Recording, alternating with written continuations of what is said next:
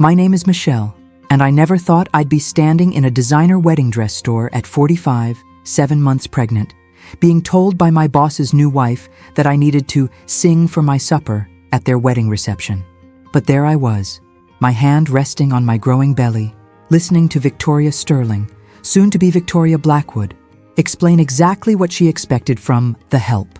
"You have such a lovely voice, Michelle," she said, her smile as fake as her platinum blonde extensions. "I heard you humming while organizing Richard's files. It would be so quaint to have you perform at our reception, something rustic and authentic." I'd been Richard Blackwood's executive assistant for 3 years. He was a real estate mogul worth about $50 million, and I'd always thought he was a decent man. Sure, he was demanding, but he paid well and had given me excellent benefits when I found out I was pregnant with what would be my second child.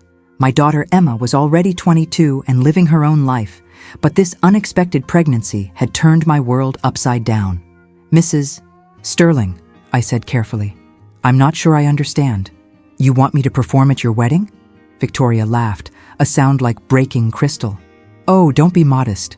I've planned this wedding for 8 months, and everything needs to be perfect. The string quartet will handle the ceremony, but for the reception, I want something more authentic, more real.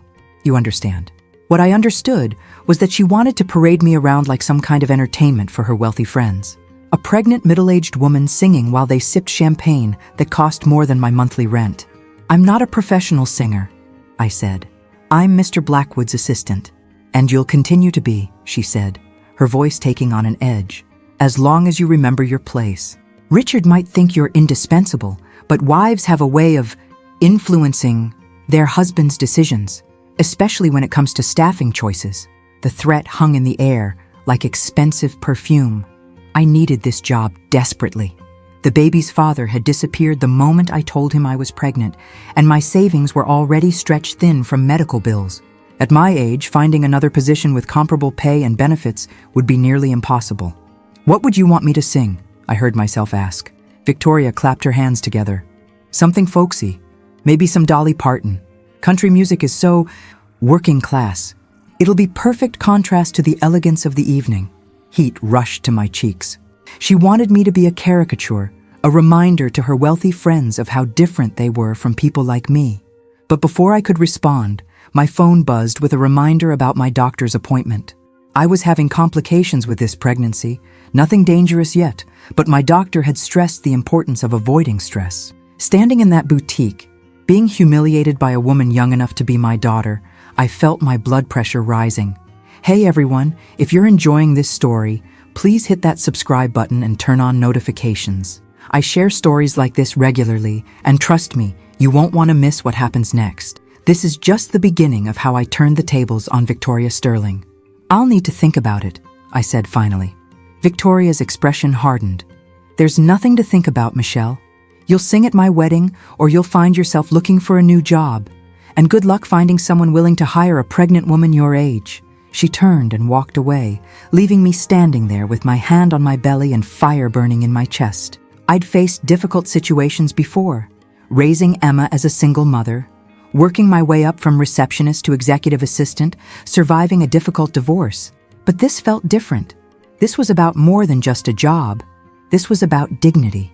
As I walked to my car, my phone rang. It was Emma. "Mom, how did the dress fitting go?" she asked. Then she paused. "Wait, why do you sound upset?" I found myself telling her everything. About Victoria's demand, about the threat to my job, about feeling trapped between my principles and my need to provide for this baby. "Mom," Emma said, her voice tight with anger, "you cannot let her treat you like this." "I don't have a choice, honey. I need this job." "There's always a choice. You taught me that." After I hung up, I sat in my car for a long time, thinking about choices, about what I was willing to accept and what I wasn't, about the example I wanted to set for both my children. That's when I started planning. Victoria Sterling had no idea who she was dealing with. She saw a pregnant middle-aged woman she could push around. What she didn't see was someone who had been fighting battles longer than she'd been alive. The wedding was in 2 weeks. That gave me exactly 14 days to show her what happened when you underestimated Michelle Patterson. But first, I had a phone call to make. and it wasn't to accept her humiliating offer. Where are you watching from? Let me know in the comments, because what I did next changed everything. The next morning, I arrived at the office early, as I always did. Richard was already there, buried in contracts for a new development project. He looked up when I entered with his coffee. "Michelle, you look tired. Everything okay with the baby?"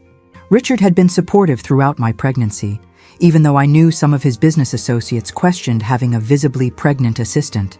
He'd insisted on keeping me in my role and had even had a comfortable chair installed at my desk. "I'm fine," I said, setting down his coffee. "Richard, can I ask you something personal?" He leaned back in his chair. "Of course. How well do you know Victoria? I mean, really know her?" His expression shifted slightly. "We've been together 8 months. Why?" I chose my words carefully. "Yesterday, when I went to pick up some wedding invitations for you, she mentioned something about me singing at the reception. I was wondering if you knew about that." Richard frowned. "Singing? No, she never mentioned it to me. The wedding planning has been complicated. She's very particular about details. Richard, I need to be honest with you. She didn't ask me to sing. She told me I had to sing, or I'd lose my job." The silence stretched between us.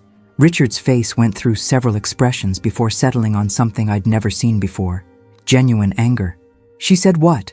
I repeated Victoria's exact words, including her comment about wives influencing staffing decisions. With each detail, Richard's expression grew darker. "Michelle, I want you to know that your job has never been and will never be in jeopardy because of this pregnancy or because of anything Victoria says. You're the best assistant I've ever had. I appreciate that, but no buts. I'm going to talk to her." "Richard, please don't. That might make things worse for me." He was quiet for a moment. "What do you want to do?" That's when I told him about my plan. Not all of it, just enough to get his cooperation. Richard listened, and slowly, a smile spread across his face. "Michelle, you never cease to amaze me." The rest of the day, I made phone calls. The first was to my friend Janet, who worked for the local newspaper's society section. The second was to my cousin Marcus, who happened to be a labor attorney. The third was to someone Victoria had definitely not expected me to know, her ex-best friend, Caroline Mitchell. Caroline and I had met at a charity event 2 years ago.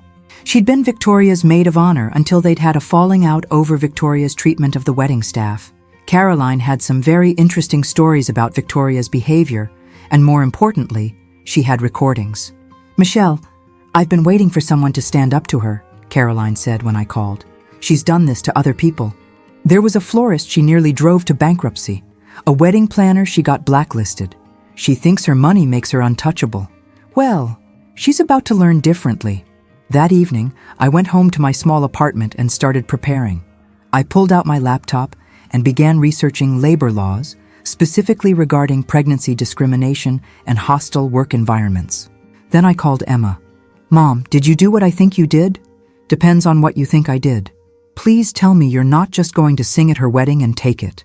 "Oh, I'm going to sing all right, but not what she's expecting." The next few days passed in a blur of preparation. Victoria called twice to check on my song selection, each time emphasizing that she wanted something appropriately folksy for someone of my background. "Have you chosen your outfit?" she asked during the second call. "Nothing too formal, of course. We want to maintain the authenticity." "Don't worry," I told her. "I have exactly the right outfit." What Victoria didn't know was that I'd been in contact with 3 other women who'd worked Victoria's previous events.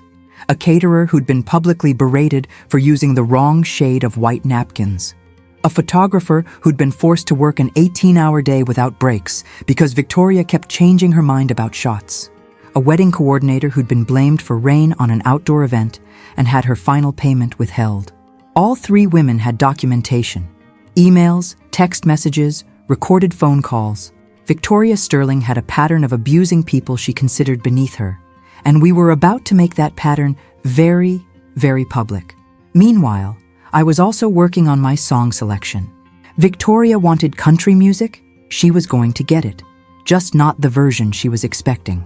3 days before the wedding, Richard pulled me into his office. "Michelle, I've been thinking about this situation, and I want you to know that whatever happens at this wedding, you have my full support." Even if it gets messy? Especially if it gets messy. Victoria has made some comments about you that I find completely unacceptable. Comments I should have addressed sooner. What kind of comments? Richard's jaw tightened. She referred to you as the pregnant help when talking to her friends. She also suggested that having a visibly pregnant assistant was unprofessional, and that I should consider replacing you until after the baby comes. The fire in my chest flared again. She said that? Among other things, Michelle, I've been blind to who she really is. This wedding, I'm starting to think it's a mistake. Richard, don't make any decisions based on me. This isn't just about you. It's about the kind of person I'm about to marry. That night, I couldn't sleep. The baby was active, kicking against my ribs as if sensing my agitation. I stood at my bedroom window, looking out at the city lights, thinking about dignity and choices and the future I was trying to build for my children. My phone buzzed with a text from an unknown number. Heard you're causing trouble for Victoria. Back off or you'll regret it. I stared at the message for a long moment. Then, I did something I'd never done before in my life. I screenshot it, forwarded it to my cousin Marcus, and typed back, "See you at the wedding." Victoria Sterling thought she could intimidate me. She thought pregnancy made me weak, that my age made me desperate, that my position made me powerless. She was about to discover just how wrong she was. But what she did next made me realize I'd underestimated just how far she was willing to go. The threatening text was just the beginning. Over the next 24 hours, Victoria's campaign against me escalated in ways I hadn't anticipated. First, she called Richard's office and complained to his business partner, James Morrison, that I was being difficult about wedding arrangements. She suggested that my pregnancy hormones were making me unstable, and that perhaps I needed time off for mental health reasons. James, who'd never liked me anyway, suggested to Richard that maybe Victoria had a point. Pregnant women can be emotional, he said, during a meeting I wasn't supposed to overhear. Maybe she should take early maternity leave. But Richard shut that down immediately. Michelle has been nothing but professional. If Victoria has issues with my staff, she needs to discuss them with me directly. Next, Victoria somehow found out where I lived and had flowers delivered to my apartment. Not a nice gesture. Dead flowers, with a card that read, "Hope your performance goes better than these looked." I took photos of everything and forwarded them to Marcus. Then she got creative. Victoria called the building management of my apartment complex and told them she'd heard I was running a business from my unit, specifically that I was giving vocal lessons and disturbing other tenants. Complete fabrication, but it resulted in a visit from the building manager and a formal complaint in my file. "Mrs. Patterson," the manager said when he knocked on my door, "we've received reports of excessive noise and commercial activity." I was so angry I could barely speak. "I'm 7 months pregnant and work full-time. When exactly am I supposed to be running a vocal training business?" But the complaint was filed anyway. Victoria was systematically trying to destroy my life, piece by piece. The breaking point came 2 days before the wedding when I arrived at work to find my desk had been reorganized. Files were out of place, my personal items had been moved, and my comfortable pregnancy chair had been replaced with a standard office chair. "What happened to my desk?" I asked Richard when he arrived. His face went white when he saw the mess. "Victoria was here last night. She said she wanted to help prepare for the wedding by organizing some files." I started going through my desk drawers, checking to make sure nothing was missing. That's when I found it, a resignation letter typed on my computer and printed on company letterhead. It was dated for the day after the wedding and cited personal reasons and inability to handle job responsibilities during pregnancy. "Richard, I didn't write this." He looked at the letter, then at me. "She forged a resignation letter? She's trying to make it look like I quit voluntarily, so you can't be accused of firing me for being pregnant." That's when Richard made a decision that surprised me. "Michelle, I want you to know that as of today, you're getting a promotion and a raise. I'm also changing your benefits to include full legal coverage through the company's attorney." "Richard, Victoria has crossed a line. Multiple lines. And I'm not going to let her destroy a good person just because she can." But what Richard didn't know was that Victoria had saved her most vicious attack for last. That afternoon, I received a call from Emma's college. Someone had contacted the financial aid office, claiming that I'd been lying about my income on Emma's scholarship applications. They were threatening to investigate my tax returns and potentially revoke her aid. Emma called me in tears. "Mom, they're saying I might have to pay back 2 years of scholarship money. That's $40,000 we don't have." I knew immediately who was behind it. Victoria had somehow accessed my personnel file and found Emma's emergency contact information, which included her college details. "Emma, listen to me," I said, trying to keep my voice steady. "This is going to be okay. I promise you, this is going to be okay." But inside, I was shaking with rage. Going after me was one thing. Going after my daughter was declaring war. I called Caroline Mitchell and told her what had happened. "Michelle, we need to move up our timeline. Victoria is spiraling, and she's going to keep escalating until someone stops her." "What do you mean, move up the timeline?" "I mean, we don't wait until the wedding reception. We do this at the ceremony." That evening, I sat in my apartment, weighing my options. I could back down, sing whatever Victoria wanted, and hope she'd leave my family alone after the wedding. Or I could follow through with my plan and risk everything. I was still debating when my phone rang. It was Richard. "Michelle, I need to tell you something. I just got off the phone with the college. Victoria called them using my name and company letterhead. She impersonated me to try to get Emma's scholarship revoked. The room seemed to spin around me. She what? She committed fraud, identity theft, using my business to file false reports. Michelle, this is criminal behavior." "Richard, I can't ask you to—" "You're not asking me anything. I'm telling you. Tomorrow I'm calling off this wedding. Don't do that because of me. I'm not doing it because of you. I'm doing it because I finally see who Victoria really is, and I won't marry someone who would attack a pregnant woman and her daughter." After I hung up, I sat in the silence of my apartment, my hand on my belly, thinking about everything that had led to this moment. Victoria had tried to break me using every weapon she could think of: my job, my home, my daughter's future. But she'd made one crucial mistake. She'd underestimated how far a mother would go to protect her children. I picked up my phone and made one final call. "Caroline? It's Michelle. Change of plans. We're not waiting for the reception." "What do you want to do?" I told her.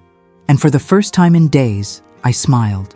"Michelle, that's brilliant. But are you sure you want to go that far? Victoria started this war when she threatened my family. Tomorrow, I'm going to finish it." But what I didn't know was that Victoria had one more surprise waiting for me, and this one was going to change everything. The morning of the wedding, I woke up to find my car had been vandalized. The tires were slashed, and someone had keyed "Know Your Place" into the paint on the driver's side door. I called the police and filed a report, even though I knew they probably wouldn't be able to prove it was Victoria. But I took pictures of everything and sent them to Marcus. The documentation was building into an impressive case. Emma drove over to pick me up. She took one look at my car and said, "Mom, this is insane. Maybe you should just skip the wedding." "Absolutely not. She wants me there to be humiliated. I'm going to be there, all right? But not the way she expects." I'd spent weeks preparing for this moment. My outfit was carefully chosen. Not the appropriately casual clothing Victoria had suggested, but a beautiful navy blue dress that Emma had bought for me, paired with the pearl necklace my mother had given me. I looked professional, dignified, and very pregnant. Carolyn had arranged for Janet from the newspaper to be there, along with a photographer. But more importantly, she'd arranged for someone else to attend, Victoria's previous victims: the caterer, the photographer, the wedding coordinator. All 3 women who'd been abused by Victoria and were ready to tell their stories. The wedding was being held at the city's most exclusive country club. As Emma and I pulled up, I could see the elaborate decorations, the army of staff, and the arriving guests in their designer outfits. "You ready for this, Mom?" I've never been more ready for anything in my life. We walked into the club, and immediately I could feel the stares. Victoria's wealthy friends looking at the pregnant woman who clearly didn't belong in their world. Some of them were probably wondering who had brought the help to the wedding.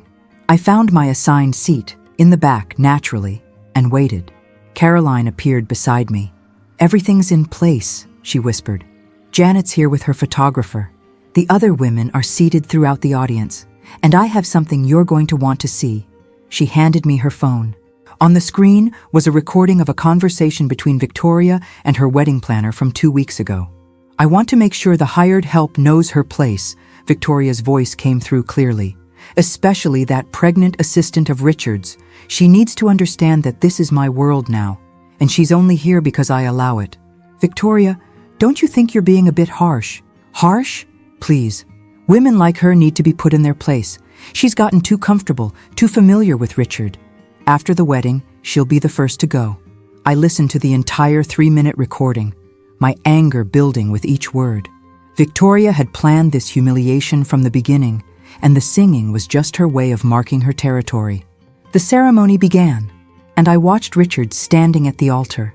He looked nervous, which was understandable given what he'd learned about his bride-to-be.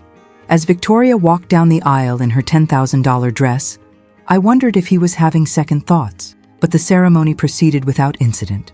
Victoria became Mrs. Blackwood, and everyone moved to the reception hall for dinner and dancing. That's when Victoria found me. Michelle, there you are. I was worried you might not show up. Her smile was razor sharp. I hope you're ready for your performance. I've told everyone about my special entertainment. I'm ready, I told her. Wonderful. You'll go on right after dinner before the dancing starts. I want everyone to see this. She walked away, and I saw her talking to several guests, gesturing in my direction. I caught fragments of conversation. Authentic experience, real working-class culture. So quaint. During dinner, I barely touched my food. My stomach was churning with nerves and anticipation. Emma sat beside me, squeezing my hand occasionally. Last chance to change your mind, Mom. Not a chance.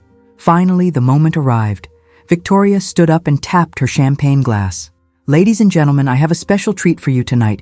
Richard's assistant, Michelle, has graciously agreed to provide some authentic entertainment for us. She's going to sing some traditional country music to give us all a taste of real American culture. The applause was polite but condescending.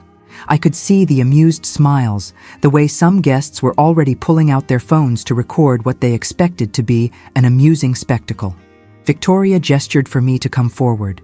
Michelle, the stage is yours. I stood up, my hand resting on my belly, and walked to the front of the room. The microphone was waiting for me, along with a guitarist Victoria had hired to accompany my folksy performance. I looked out at the audience, wealthy, entitled faces waiting to be entertained by the pregnant help. Then I looked at Victoria, whose smile was triumphant.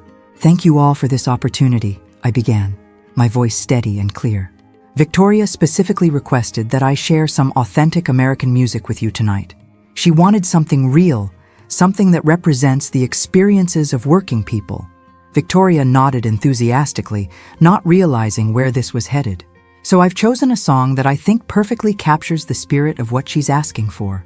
It's about dignity, about standing up for yourself, and about the strength it takes to survive in a world where some people think your worth is determined by your bank account. Victoria's smile faltered slightly. I turned to the guitarist. I won't be needing accompaniment for this. Then I began to sing, but not the country ballad Victoria was expecting. I sang Respect by Aretha Franklin. My voice filled the room, strong and clear, as I belted out the lyrics about demanding respect and not accepting less than you deserve. The irony wasn't lost on anyone. Here was the pregnant woman they'd been ready to mock, singing one of the most powerful anthems about dignity and self-worth ever written. But that was just the beginning. When the song ended, I didn't step away from the microphone. That song was specifically requested by your hostess, who told me that women like me need to know our place, I said, looking directly at Victoria. But I have something else to share with you tonight. Victoria's face had gone completely white. What happened next left the entire wedding reception in stunned silence. Before I continue, I said, my voice carrying clearly through the silent reception hall, I want you all to know that everything I'm about to say is documented, recorded, and verified. Victoria started moving toward me, but Richard caught her arm and held her back.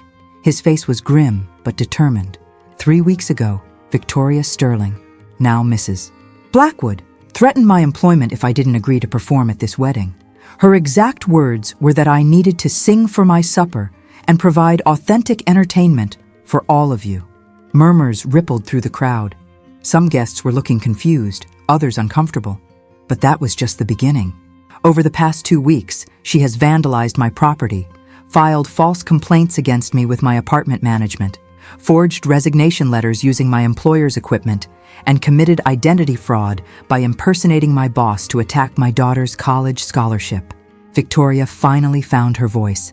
"This is ridiculous. Richard, stop her." But Richard didn't move. "Let her finish." I pulled out my phone and connected it to the sound system. But don't take my word for it. Let's hear from Victoria herself. The recording Caroline had given me filled the room. Victoria's voice, clear and unmistakable, talking about putting women like her in their place and making sure I knew I was only there because she allowed it. The silence that followed was deafening. "That's not, I was taken out of context," Victoria protested. "Really?" I said. "Then let's provide more context." That's when Caroline stood up from her table. "Ladies and gentlemen, I'm Caroline Mitchell, Victoria's former best friend and original maid of honor. I've known Victoria for 5 years, and what Michelle just shared is exactly who she is." 3 other women stood up throughout the room: the caterer, the photographer, the wedding coordinator. One by one, they shared their stories of Victoria's abuse, threats, and manipulative behavior. The wedding guests were in complete shock. Many of them were recording on their phones now, but not for the reasons they'd originally intended. Janet from the newspaper was furiously taking notes. Victoria looked around the room desperately, realizing that her carefully constructed image was crumbling in real time. "Richard, please," she said, tears starting to form in her eyes. "You can't believe these lies. I love you. I would never—" "You would never what?" Richard stepped forward, his voice cold. "Never threaten a pregnant woman? Never forge documents? Never try to destroy someone's livelihood because you could?" He turned to address the room. "Ladies and gentlemen, I owe you all an apology. I invited you here to celebrate what I thought was going to be the happiest day of my life. Instead, you've witnessed the revelation of who I almost married." Victoria grabbed his arm. "Richard, we can work this out. She's just a secretary." "She's not just anything," Richard said, pulling away from her. "Michelle is one of the most professional, dedicated people I've ever worked with. And you tried to destroy her for sport." I stepped back to the microphone. "I want to be clear about something. This isn't about revenge. This is about accountability. Victoria has a pattern of abusing people she considers beneath her, and she needs to understand that actions have consequences." That's when Victoria completely lost control. "You ungrateful bitch," she screamed, her carefully maintained composure shattering. "Do you have any idea who I am? Who my family is? I can destroy you. I can make sure you never work again." The room erupted in shocked gasps. Several guests pulled out their phones to record Victoria's meltdown. "There it is," I said calmly. "The real Victoria Sterling. This is who your hostess really is when she thinks no one important is watching." Security appeared. Richard must have signaled them. Victoria was escorted out, still screaming threats and obscenities. As the security guards led her away, she turned back and shouted, "This isn't over! You'll pay for this! All of you will pay!" After she was gone, the reception hall was filled with an awkward buzz of conversation. Many guests were already heading for the exits, clearly uncomfortable with what they'd witnessed. Richard approached me at the microphone. "Michelle, I owe you more than an apology. I owe you a debt of gratitude. If you hadn't stood up to her, if you hadn't shown me who she really was, Richard, you don't owe me anything. Yes, I do. And I want to make sure everyone here knows that you will always have my full support and protection." He turned to address the remaining guests. "Michelle Patterson is not just my employee. She's someone I respect and admire. What she did tonight took more courage than most of us will ever be called upon to show." As people began to leave, several guests approached me, some to apologize for their initial assumptions, others to share their own stories of workplace harassment or class discrimination. Emma appeared at my side, beaming with pride. "Mom, you were incredible." But as we prepared to leave, Caroline grabbed my arm. "Michelle, you need to see this," she said, showing me her phone. "Victoria just posted something on social media." The post was a series of accusations against me, calling me a disgruntled employee who had conspired to ruin an innocent woman's wedding day. She was already trying to rewrite the narrative. "She's not going to give up," Caroline warned. I looked at the post, then at my daughter, then at the documentation we'd gathered. "Good," I said. "Neither am I." because Victoria's social media attack was about to backfire in a way she never could have imagined. Victoria's social media campaign against me began within hours of leaving the wedding. She posted a lengthy statement on Facebook, Instagram, and Twitter, claiming that I was a disturbed, jealous employee who had fabricated lies to ruin her special day. Richard Blackwood's assistant has serious mental health issues related to her pregnancy, she wrote. She became obsessed with me and created an elaborate fantasy to destroy my marriage. I'm consulting with my attorneys about pursuing charges for harassment and defamation. But Victoria had made a critical mistake. She'd forgotten that everything she'd done to me was documented and that several witnesses had recorded her meltdown at the wedding. The response was swift and devastating. Caroline posted the full recording of Victoria's conversation about putting me in my place, along with screenshots of the threatening text messages. Emma shared photos of my vandalized car. Janet published her article in the newspaper's online edition within 12 hours, complete with quotes from multiple witnesses and photos from the wedding. But the real damage came from an unexpected source. Richard's business partner, James Morrison, had been at the wedding. Despite his initial support for Victoria's complaints about me, he'd witnessed everything that happened at the reception. And James had connections throughout the city's business community. By Monday morning, Victoria's version of events had been thoroughly debunked. The story had spread beyond local news to regional media outlets. Videos of her screaming at me were circulating on social media with captions like "Entitled Rich Wife Attacks Pregnant Employee" and "When Privilege Meets Reality." I went to work that Monday to find my desk covered with flowers and cards from people I'd never met. Letters of support from women who'd experienced similar treatment, mothers who admired my courage, workers who understood the power dynamics I'd faced. Richard called me into his office first thing. "Michelle, I want to update you on the situation. First, I've spoken with my attorneys. Victoria's threats to sue you are empty. She has no case, and any legal action she takes will only bring more attention to her documented behavior. What about her claims that I'm mentally unstable? I've prepared a written statement detailing your exemplary work performance, your professionalism throughout this entire situation, and my complete confidence in your abilities. If she or anyone else tries to use your pregnancy to question your competence, they'll be hearing from our legal department." But the best news came that afternoon. Emma called, crying, but this time with joy. "Mom, the college called. They're not just reinstating my scholarship. They're investigating how someone was able to make false reports using forged documents. The financial aid director said they've never seen anything like this, and they want to make sure it never happens again." Marcus called with another update. "Michelle, Victoria's in serious legal trouble. The identity fraud alone could result in felony charges. And get this, she's hired one of the most expensive law firms in the city to defend her." That's bad news, right? No, that's great news. It means she's scared. Really scared. The turning point came on Tuesday when Richard received an unexpected visitor. Victoria's father, Robert Sterling, came to the office to meet with both of us. Mr. Sterling was nothing like his daughter. He was polite, professional, and genuinely apologetic. "Ms. Patterson, I need to apologize for my daughter's behavior. What she did to you is inexcusable." "Mr. Sterling, I appreciate that, but please, let me finish. Victoria has always been difficult. My wife and I tried to teach her values, but somewhere along the way, she developed this sense of entitlement that we never intended to foster." He turned to Richard. "Mr.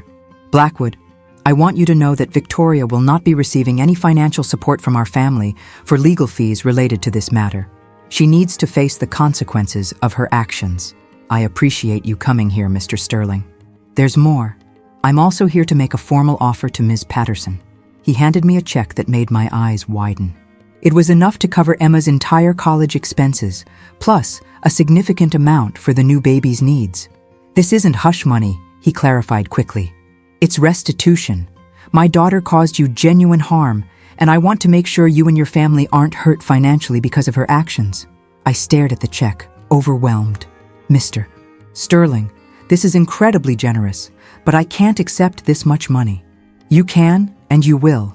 Consider it an investment in my granddaughter's future education fund," he said.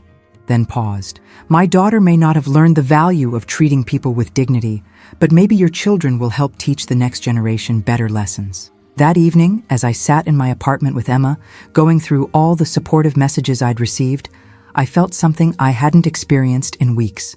Peace. "Mom, look at this," Emma said, showing me her laptop. "Someone created a GoFundMe for you, and it's already raised $12,000. People are calling you an inspiration." I scrolled through the comments. Women sharing their own stories of workplace harassment. Single mothers talking about the courage it took to stand up to powerful people. Pregnancy discrimination survivors offering support and encouragement. But not everyone was supportive. Victoria's friends and family had launched their own campaign, trying to paint me as a vindictive employee who'd manipulated the situation. Some comments were vicious, questioning my fitness as a mother and suggesting I'd endangered my baby for attention. "Don't read those," Emma warned, seeing my expression change.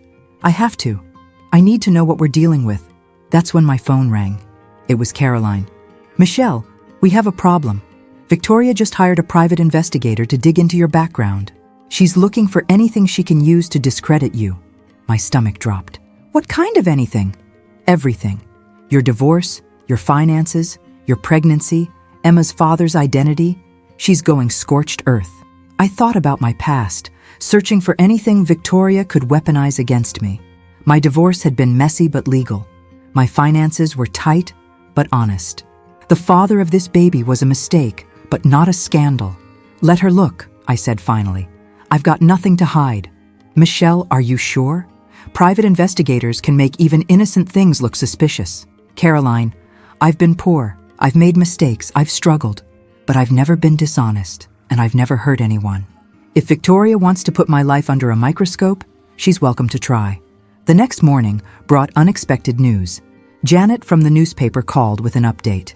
"Michelle, you need to know that Victoria's private investigator contacted me yesterday. He was trying to get me to reveal my sources and trying to find out if you'd paid me to write the story." "What did you tell him?" "I told him that everything in my article was independently verified and that suggesting a pregnant woman making $45,000 a year could somehow buy media coverage was insulting to both of us. But the investigators' inquiries had an unintended consequence. Other journalists became interested in the story. A reporter from the state's largest newspaper called, wanting to do a feature on workplace harassment and pregnancy discrimination. A local TV station reached out about an interview. "This is becoming bigger than just Victoria," Janet explained. "You've accidentally started a conversation about power dynamics and worker rights that people have been waiting to have." That afternoon, I received the most surprising call of all. It was from Victoria herself. "Michelle, we need to talk." "Victoria, I don't think that's a good idea. Please, I know you hate me, but I want to fix this. Can we meet somewhere? Just the two of us?" Against my better judgment, I agreed. We met at a coffee shop downtown, neutral territory where Victoria couldn't create a scene. She looked terrible. Her usually perfect appearance was disheveled, her eyes were red from crying, and she seemed to have aged years in just a few days. "Michelle, I want to apologize," she began.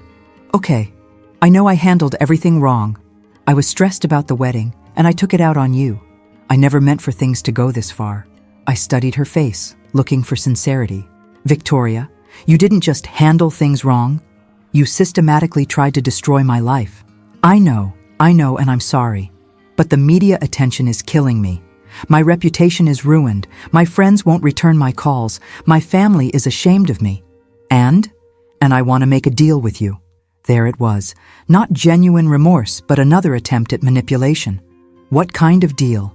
"I'll publicly apologize, admit I was wrong, and make a donation to a charity of your choice. In exchange, you stop talking to reporters and let this story die down." I looked at this woman who had threatened my job, vandalized my property, attacked my daughter's future, and tried to humiliate me in front of hundreds of people, and I felt something unexpected. Pity. "Victoria, do you really think this is about publicity for me? Isn't it? You're getting interviewed. People are sending you money. You're famous now." And that's when I realized Victoria truly didn't understand what she'd done or why it mattered. "Victoria, this was never about fame or money. This was about dignity, about being treated like a human being, about making sure other women don't have to go through what you put me through. Her expression hardened. So you won't take the deal? There is no deal to take. You can't negotiate your way out of facing consequences for your actions.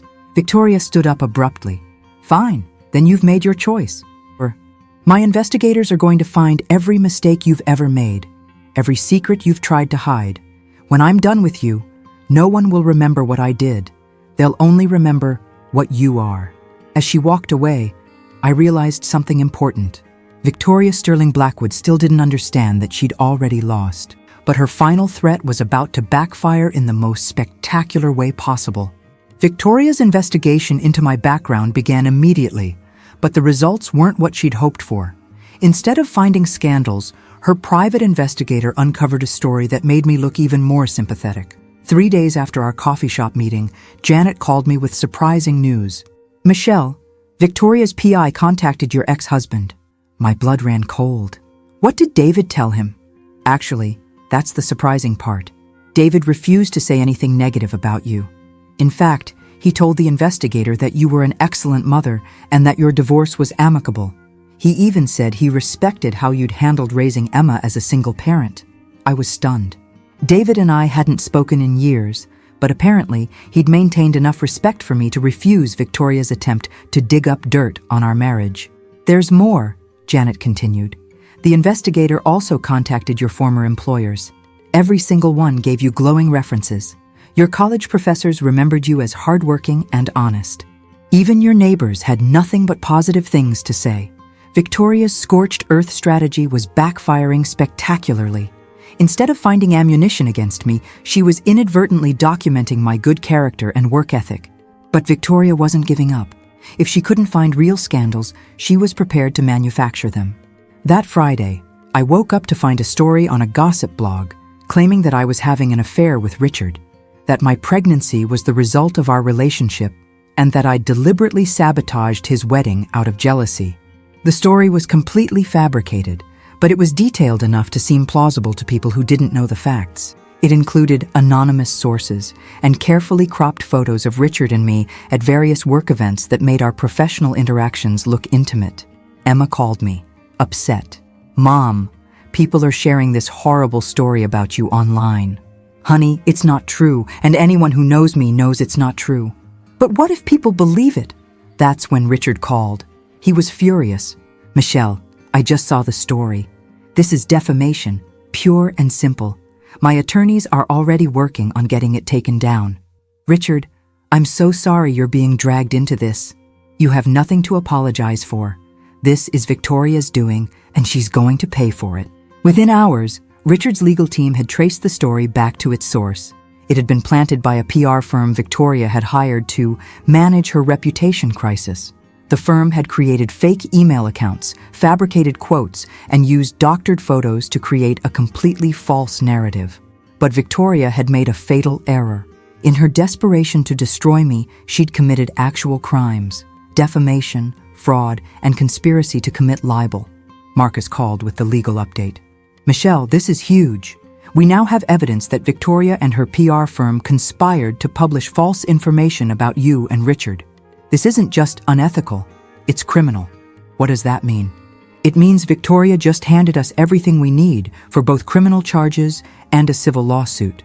The story began to unravel quickly. The gossip blog, faced with legal action from Richard's attorneys, published a retraction and revealed that they'd been paid to publish the story without verifying any of the claims. The PR firm, desperate to avoid criminal charges, provided evidence that Victoria had specifically requested them to find or create damaging information about me. By Monday morning, the fake affair story had been completely debunked, and the focus had shifted to Victoria's escalating pattern of harassment and fraud. That's when the most unexpected development occurred. Richard called me into his office with news that left me speechless. Michelle, I've been contacted by 3 other women who worked for Victoria's previous employers. Apparently, this isn't the first time she's targeted someone she perceived as a threat. He showed me statements from women who'd experienced similar treatment from Victoria over the past 5 years. A marketing coordinator who'd been forced to resign after Victoria spread rumors about her personal life. an accountant who'd been falsely accused of embezzlement, a receptionist who'd been sexually harassed and then threatened when she tried to report it. She has a pattern, Richard continued. Victoria systematically destroys people she views as competition or obstacles, and she's gotten away with it because her victims were afraid to speak up. Why are they speaking up now? Because you showed them it was possible to fight back. Your courage gave them courage. That afternoon, I received a call from a lawyer I'd never heard of. Ms. Patterson, my name is Sarah Chen, and I represent workplace harassment victims. I'd like to discuss the possibility of filing a class action lawsuit against Victoria Sterling Blackwood. A class action? You're not her only victim. There are at least 6 other women who've experienced similar treatment from her over the past 5 years. Together, you could make a case that would not only hold her accountable, but prevent her from doing this to anyone else. I thought about the other women Richard had mentioned, about the pattern of abuse Victoria had established, about the next pregnant woman or vulnerable employee who might face her wrath. What would that involve? It would mean going public in a big way. Depositions, court appearances, media attention. It would be difficult, but it could also make sure Victoria faces real consequences for her actions. That evening, Emma and I talked about the class action lawsuit. Mom, are you sure you want to put yourself through all that? The baby's due in 2 months. That's exactly why I have to do it. I want this baby to grow up in a world where people like Victoria can't abuse their power without consequences. I called Sarah Chen back the next morning. Ms. Chen, I'm in. When do we start? We've already started. 3 of the other women have agreed to join the lawsuit. With your testimony about the recent events, we have a strong case. But Victoria had one final card to play. That afternoon, I received a call from an unknown number. Michelle, this is Robert Sterling. I need to see you immediately. Victoria has done something that changes everything. His voice was shaking, and I knew that whatever Victoria had done, it was worse than anything that had come before. What I learned in that meeting would reveal the true depth of Victoria's cruelty and desperation. I met Robert Sterling at his downtown office, a corner suite that spoke of old money and established power. But when I arrived, he looked like a broken man. Ms. Patterson, thank you for coming. What I'm about to tell you, it's difficult for a father to admit. He handed me a folder with trembling hands. Inside were bank records, private investigator reports, and correspondence that painted a picture of Victoria's behavior going back years. I knew my daughter had problems, he began. But I thought they were just entitlement issues, rich girl problems that she'd outgrow. The documents told a different story. Victoria had been systematically targeting and destroying people for nearly a decade. The marketing coordinator, the accountant, the receptionist, they were just the ones willing to come forward. The folder contained evidence of at least 12 other victims. She's been using private investigators, paying for false stories to be planted, even hiring people to commit acts of vandalism and harassment, Mr. Sterling continued. And I've been unknowingly funding it. Funding it how? Victoria has a trust fund that I manage. For years, I've been approving withdrawals for what I thought were legitimate expenses. It turns out she's been using that money to wage campaigns of destruction against anyone who crossed her. He pulled out a bank statement that made my stomach turn. Over the past 3 years, Victoria had spent over $200,000 on private investigators, PR firms, and what the records euphemistically called reputation management services. Mr. Sterling, why are you showing me this? Because yesterday I discovered the worst part. His voice broke. Victoria hired someone to target your daughter. The room spun around me. What do you mean, target Emma? She paid a private investigator to approach Emma at her college, posing as a potential employer conducting a background check on you. The plan was to get Emma to inadvertently provide embarrassing or damaging information about your family. I felt sick.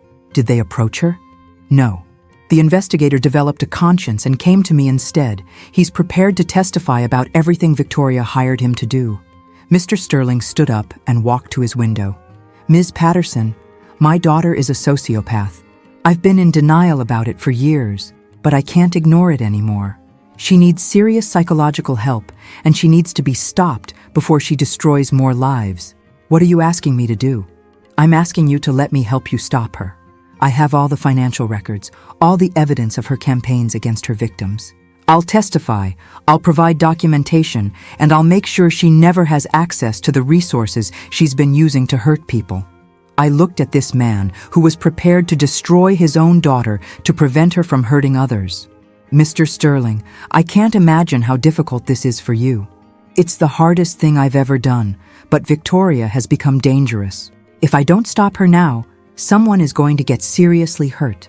The next morning, Sarah Chen called with an update on our class action lawsuit. With Mr. Sterling's evidence, we now had documentation of a decade-long pattern of harassment, intimidation, and fraud. Michelle, this case just became much bigger than we anticipated. We're not just talking about workplace harassment anymore. This is racketeering.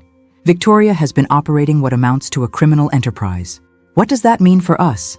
It means Victoria is facing serious federal charges, and it means our civil case just became a slam dunk. But the real turning point came when the story hit national news. A major network picked up the story of the pregnant employee who'd stood up to her boss's abusive wife, and it resonated with millions of viewers. Within days, I was receiving calls from women across the country sharing their own stories of workplace harassment and power abuse. The hashtag #YasMichelleMoment started trending on social media, with women posting about times they'd found the courage to stand up for themselves. Emma called me, excited. "Mom, Oprah's people want to interview you." "Absolutely not." "Why not? This could help so many women." She was right, but I was exhausted. At 8 months pregnant, dealing with a federal investigation and a civil lawsuit while trying to maintain my job and prepare for a new baby, I was at my limit. That's when Richard made an unexpected announcement at work. "Michelle, I've decided to establish a foundation to help women facing workplace harassment. I want you to run it. Richard, I'm about to have a baby. Take all the maternity leave you need. The foundation will be here when you're ready, and the salary will be double what you're making now." A week later, Victoria was arrested. The charges included racketeering, conspiracy, fraud, defamation, and harassment. She was denied bail after prosecutors argued that she'd repeatedly violated restraining orders and posed a flight risk. The class action lawsuit moved forward quickly. With overwhelming evidence and Victoria's criminal conviction looming, her attorneys advised her to settle. The settlement was substantial enough to ensure that all of Victoria's victims received compensation for the damage she'd caused to their careers and lives. More importantly, Victoria was required to undergo court-mandated psychological treatment and was prohibited from using social media or hiring private investigators for 5 years. 3 weeks before my due date, I received one final piece of unexpected news. David, my ex-husband, called. "Michelle, I saw you on the news. I wanted you to know how proud I am of what you did." "David, you didn't have to call." "Yes, I did. I also wanted you to know that Emma called me. She told me about the new baby, about everything you've been through. I want to help." "Help how?" "I want to establish a college fund for the baby, and I want to contribute to Emma's graduate school expenses. You've done an amazing job raising her alone. Let me help with this next chapter." I was too emotional to speak. "Michelle, you taught me something important about standing up for what's right. The least I can do is stand up for my family." 2 weeks later, I went into labor. Emma stayed with me throughout the entire delivery, holding my hand and reminding me of how strong I was. When my son, I named him David after his father's unexpected gesture of support, was born, I looked into his eyes and made him a promise. "You're going to grow up in a world where your mother taught people that dignity isn't negotiable, that courage is contagious, and that sometimes the most powerful thing you can do is simply refuse to accept unacceptable treatment." 6 months later, the Michelle Patterson Foundation for Workplace Dignity had helped over 300 women fight harassment and discrimination. Victoria was in federal prison, serving a 3-year sentence for her crimes. Richard had annulled his marriage and was dating someone new, a kindergarten teacher who treated everyone she met with kindness and respect. Emma graduated summa cum laude and started law school with full funding from her father's contribution and the scholarship money that Victoria's interference had only made more secure. And me? I learned that being 45 and pregnant wasn't a disadvantage. It was a superpower. I had the experience to recognize abuse, the courage to fight back, and the wisdom to know that some battles are worth fighting, not just for yourself, but for every woman who comes after you. Victoria Sterling Blackwood thought she could break me because I was pregnant, older, and financially vulnerable. Instead, she discovered what happens when you underestimate a woman who spent 45 years learning how to survive, fight, and win. Sometimes the most powerful weapon against privilege and cruelty is simply refusing to be silent. And sometimes, the woman they dismiss as just the help turns out to be the one who changes everything.